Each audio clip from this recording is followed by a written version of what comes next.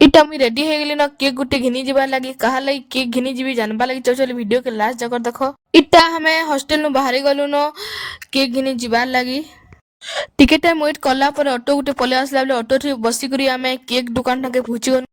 ई गोकुल दुकान टा बेहरामाल छक पाखे टिके अच्छे। ई दुकान बढ़िया बढ़िया केक मिलसी जे भी घिनबार कथा ई दुकान के थरे पले आसबो बहुत सुंदर सुंदर केक मिली जीवा।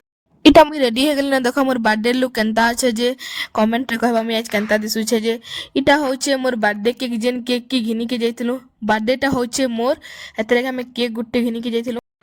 मुई केक कटिंग सारली आ मोर गाड़े नहीं थिले मीठा आ चॉकलेट सब छुआ मानकु मोर सांग मानकु बाटी देली। ई जगह ने मते एते खुश लागुतला ना नी कहबर बहुत खुश लागुतला मीठा आ चॉकलेट देउतली बेले। इटा होचे मोर बर्थडे गिफ्ट जे कि मोर सांग निजे ड्राइंग बने करी मते फ्रेम करी करी मते पठे देथिले एते खुश लागुतला नी कह ताकू दिल से धन्यवाद। एते खुश होतली ना मोर जीवन के भी एते मी खुश नी होइथाय।